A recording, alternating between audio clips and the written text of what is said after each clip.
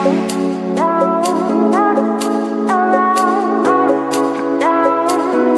Students, welcome to PCB club. ये है आपका प्यारा सा चैनल पीसीबी क्लब और मैं हूँ सुमन मैम।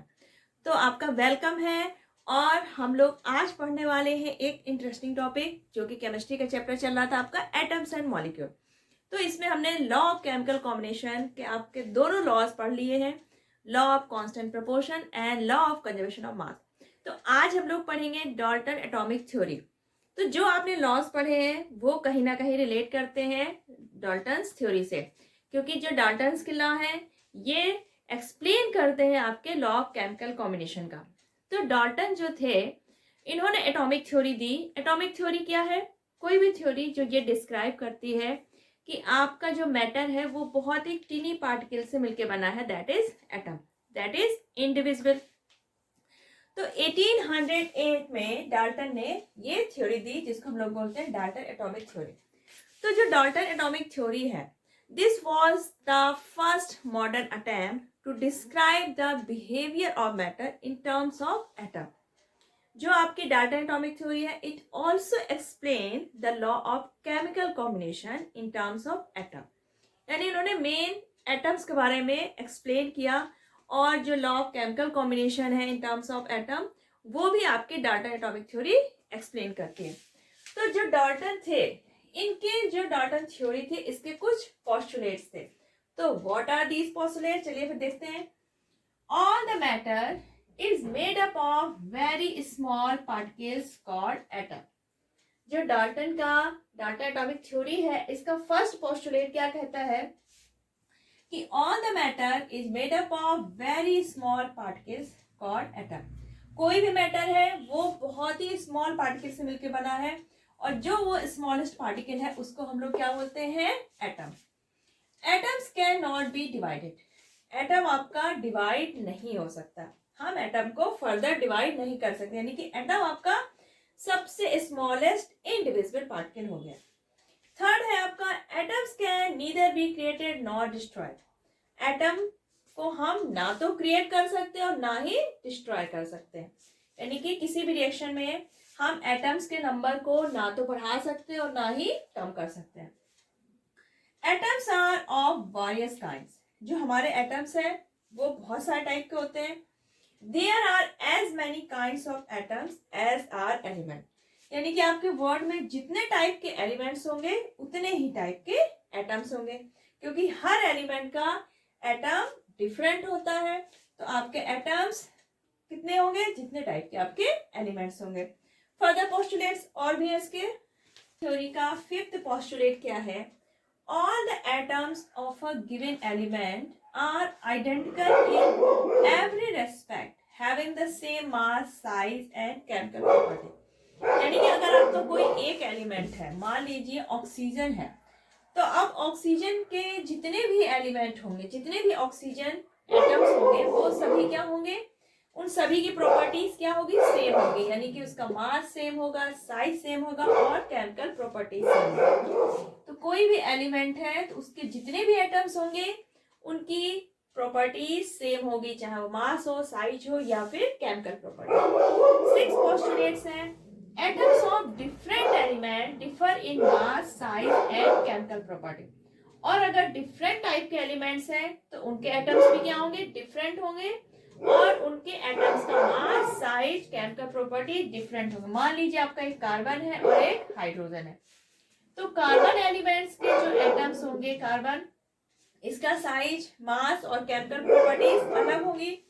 हाइड्रोजन एलिमेंट है, इसके जो एटम्स होंगे इनका साइज, मास और केमिकल प्रॉपर्टीज अलग होंगे। यानी कि डिफरेंट टाइप का एलिमेंट होगा तो उनके एटम्स भी डिफरेंट होंगे और उनकी प्रॉपर्टीज भी डिफरेंट होंगे। सेवन पोस्टुलेट क्या कहता है? केमिकल कॉम्बिनेशन बिटवीन टू और मोर एलिमेंट। जब आपका दो या दो से ज्यादा एलिमेंट्स के बीच केमिकल कॉम्बिनेशन होता है, it consist in the joining together of atom. तो उसमें क्या होता है? आपके जो एटम्स होते हैं वो ज्वाइन होते हैं of these element to form molecules of compound. जैसे आपका वाटर बना तो उसमें क्या होगा? हाइड्रोजन का एटम और ऑक्सीजन का एटम। आपके दो एलिमेंट डिफरेंट डिफरेंट है, हाइड्रोजन और ऑक्सीजन। तो इनके जो एटम्स होंगे वो कंबाइन होके एक मॉलिक्यूल बनाते हैं और वो फिर क्या कहलाता है आपका कंपाउंड। जैसे वाटर आपका क्या है, कंपाउंड है जिसमें H2O एक मॉलिक्यूल है। एटॉमिक थ्योरी के नेक्स्ट पोस्टुलेट्स हमारे बचे हुए हैं। एथ क्या है आपका, the number and kind of atom in a given compound is fixed. आपका कोई भी कंपाउंड है तो उसमें जो एटम्स प्रेजेंट होंगे वो आपका सेम रहेगा, चेंज नहीं होगा, और जो नंबर है उनके एटम्स के वो भी चेंज नहीं होंगे। जैसे मान लीजिए आपका वाटर का मॉलिक्यूल है, वाटर हमारा क्या है, एक कंपाउंड है। तो अगर हम एक वाटर मॉलिक्यूल देखते हैं तो इसमें आपके दो एलिमेंट है, हाइड्रोजन एंड ऑक्सीजन। तो यहाँ पे जो एटम्स है वो क्या है, एक हाइड्रोजन का दो एटम है और ऑक्सीजन का एटम। तो वाटर का मॉलिक्यूल अगर है तो उसमें सिर्फ हाइड्रोजन और ऑक्सीजन ही होंगे, यानी कि एटम आपका फिक्स्ड है कि वाटर में हमारा हाइड्रोजन और ऑक्सीजन ही प्रेजेंट होगा। और जो इनके नंबर्स है, यानी कि हाइड्रोजन के 2 एटम एंड ऑक्सीजन का 1 एटम। तो जो नंबर है और काइंड है एटम्स का किसी भी कंपाउंड में वो फिक्स्ड होता है। अगर आपका CO2 है तो यहाँ पर कार्बन और ऑक्सीजन ही मिलेगा, कार्बन का 1 एटम मिलेगा और ऑक्सीजन के 2 एटम। तो the number and kind of atoms in a given compound is fixed. 9 postulate है इसका, during chemical combination atoms of different element combine in small whole numbers to form compound. जब कोई chemical combination reaction होती है, कोई compound हमारा बनता है, तो जो एलिमेंट्स हमारे कंबाइन होते हैं तो वो होल नंबर्स में कंबाइन होते हैं, यानी कि उनके जब एटम्स कंबाइन होंगे तो होल नंबर्स में, जैसे आपका 1 2 3 4 यानी कि होल नंबर्स में कंबाइन होते हैं। जैसे आपका हाइड्रोजन के 2 हो गए, ऑक्सीजन का 1 हो गया, आपने NaCl लिया तो यहाँ पे 1 हो गए 1, यानी कि होल नंबर्स में कंबाइन होते हैं। 10 है last postulate, atoms of the same elements can combine in more than one ratio to form more than one compound। अब आपका सेम एलिमेंट है, मान लीजिए कार्बन है, तो कार्बन के जो एटम्स हैं वो कंबाइन हो सकते हैं मोर देन वन रेशियो और डिफरेंट टाइप के कंपाउंड बनाएंगे। जैसे आपका C4 भी होता है आपका, ठीक है। ऑक्सीजन का अगर देखें तो ऑक्सीजन के अगर 2 एटम कंबाइन होते हैं तो ऑक्सीजन बना, ऑक्सीजन के 3 एटम्स मिले तो ओजोन बन गया। फास्फोरस का P4 भी बनता है, P8 भी बनता है। तो इस तरह से किसी भी एलिमेंट के एटम्स आपस में एक से ज्यादा मिलके कंबाइन हो सकते हैं, 1 रेशियो से ज्यादा कंबाइन होके डिफरेंट टाइप के कंपाउंड्स बना लेते हैं। तो ये तो थे हमारे डाल्टन्स की एटॉमिक थ्योरी और उसके पोस्टुलेट। अब जो डाल्टन की एटॉमिक थ्योरी है, तो डाल्टन एटॉमिक थ्योरी आपके 2 जो लॉज हैं केमिकल कॉम्बिनेशन के, law of conservation of mass और लॉ ऑफ कांस्टेंट प्रोपोर्शन, तो इनको ये काफी अच्छे से एक्सप्लेन करती है। अब जो आपकी डाल्टन एटॉमिक थ्योरी है, तो इसमें हमने एक पोस्टुलेट पढ़ा था कि जो हमारा एलिमेंट है वो एटम से मिलकर बना है, और एटम्स ना तो हम क्रिएट कर सकते हैं किसी भी रिएक्शन में और ना ही डिस्ट्रॉय कर सकते हैं। तो ये एक्सप्लेन करता है आपका जो आपकी ये law of conservation of mass है। अब ये कैसे एक्सप्लेन करता है, मान लीजिए ये रिएक्शन है, कैल्शियम कार्बोनेट हमने लिया, एक कंपाउंड लिया। अब यहाँ पे कितने एटम्स प्रेजेंट है आपके, कैल्शियम का 1, कार्बन का 1 और ऑक्सीजन के 3, टोटल हमारे 5 एटम्स है इस कंपाउंड में। अब हमने इसको जब डिकम्पोज किया, हीट किया, ये हमारा रिएक्टेंट हुआ।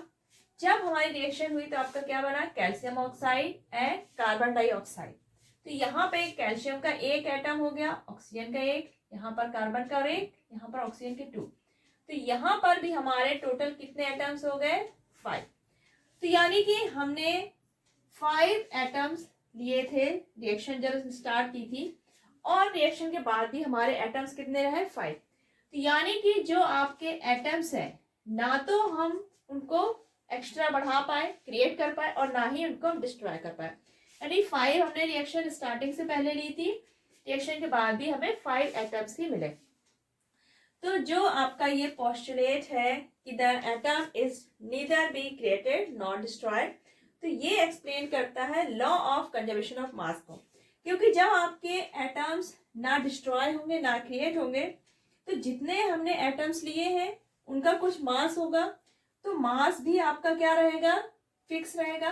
क्योंकि जब एटम्स सेम नंबर के रहेंगे तो आपका मास भी कंजर्व रहेगा, यानी कि रिएक्शन के पहले जो मास होगा रिएक्टेंट का, वही मास सेम हमें आप बाद में मिलेगा जब हमारे प्रोडक्ट मिलेंगे।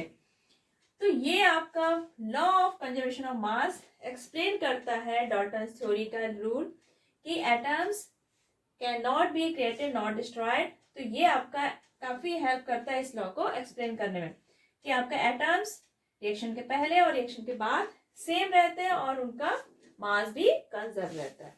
अब जो हमारे डाल्टन की एटॉमिक थ्योरी है वो लॉ ऑफ कांस्टेंट प्रोपोर्शन को कैसे एक्सप्लेन करती है।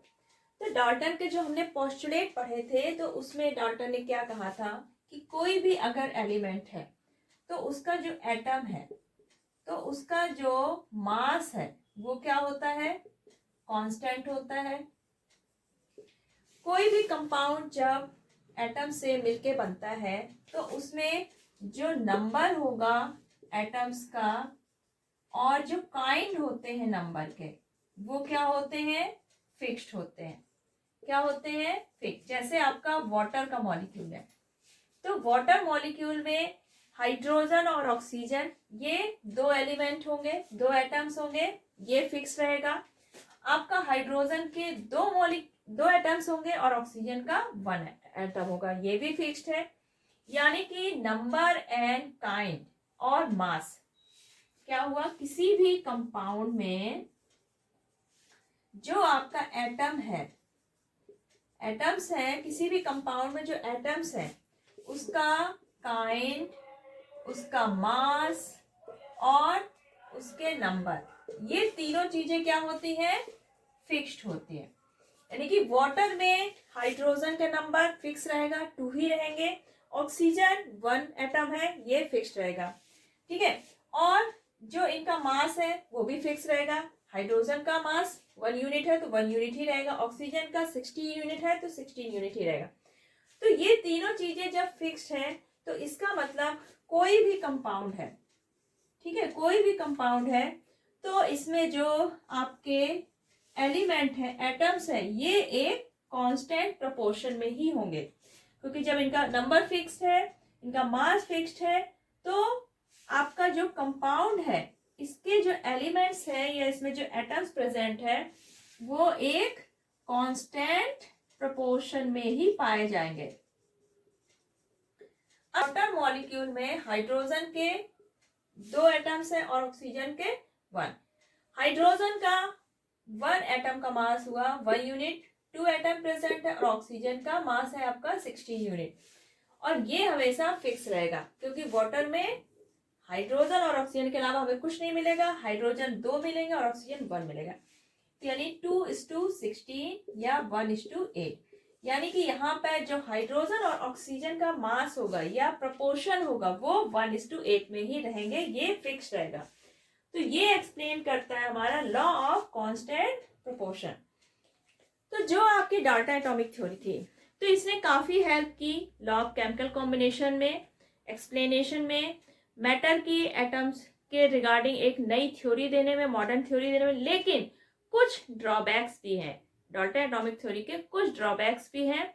अब वो ड्रॉबैक्स क्या है भाई, डाल्टन एटॉमिक थ्योरी काफी यूजफुल रही लेकिन कुछ इसके ड्रॉबैक्स भी हैं। अब डाल्टन के हिसाब से क्या था, आपका एटम जो है वो इंडिविजिबल है, लेकिन हमें पता है कुछ स्पेशल सर्कमस्टेंसेस के अंदर हम एटम को फर्दर डिवाइड कर सकते हैं इलेक्ट्रॉन, प्रोटॉन एंड न्यूट्रॉन में। सेकेंड क्या है इनका ड्रॉबैक, इन्होंने कहा कि अगर कोई एलिमेंट है तो उसके जितने भी एटम्स होंगे उनका मास सेम होगा, लेकिन ऐसा नहीं है। आपके जो कार्बन के एलोट्रॉप्स हैं जिनका आपका जो एटॉमिक नंबर है वो तो सेम होगा लेकिन मास में थोड़ा बहुत डिफरेंस मिल जाता है। थर्ड है आपका atoms of different elements have different mass. अब डिफरेंट एलिमेंट्स है, डिफरेंट उनके एटम्स होंगे तो उनका मास डिफरेंट होता है, लेकिन कुछ इसके एक्सेप्शन भी मिले कि आपका जो एलिमेंट्स है वो डिफरेंट है, लेकिन फिर भी उनके मास में कुछ सिमिलरिटीज पाई गई। जैसे आपका कार्बन और नाइट्रोजन, कार्बन 14, एक कार्बन का ऐसा एलोट्रॉप है जिसका मास 14 है और नाइट्रोजन का भी 14 है। तो ये कुछ ड्रॉबैक्स रहे हमारे डाल्टन के एटॉमिक थ्योरी के, लेकिन हमारी डाल्टन एटॉमिक थ्योरी काफ़ी यूजफुल रही। तो आज हम लोगों ने डाल्टन एटॉमिक थ्योरी पूरी कंप्लीट कर ली है। इसके हमने पोस्टुलेट्स पढ़े, क्या एजम्पशन थे, क्या इसका यूज रहा है और क्या इसका ड्रॉबैक्स रहा। तो I think it is very clear to you. अगर आपको कोई प्रॉब्लम है तो आप कमेंट सेक्शन बॉक्स पे लिखिए, और अगर आपको वीडियो पसंद आया है तो इसको लाइक और शेयर करिएगा। सबसे पहली बात तो अगर आप वीडियो पहली बार देख रहे हैं, चैनल पर नए हैं, तो फटाफट सब्सक्राइब कर लीजिए, क्योंकि ये आगे अभी दौर चलता रहेगा। आपको 9th और 10th की सारी जो साइंस के पार्ट्स हैं, फिजिक्स, केमिस्ट्री, बायो, बहुत ही इजी वे में आपको यहाँ पर अवेलेबल होगी। तो नेक्स्ट वीडियो आने तक अपना ख्याल रखिएगा, वीडियो देखते रहिएगा, शेयर करते रहिएगा और अपना ख्याल लेके चलिए मिलते फिर नेक्स्ट वीडियो में। Bye bye.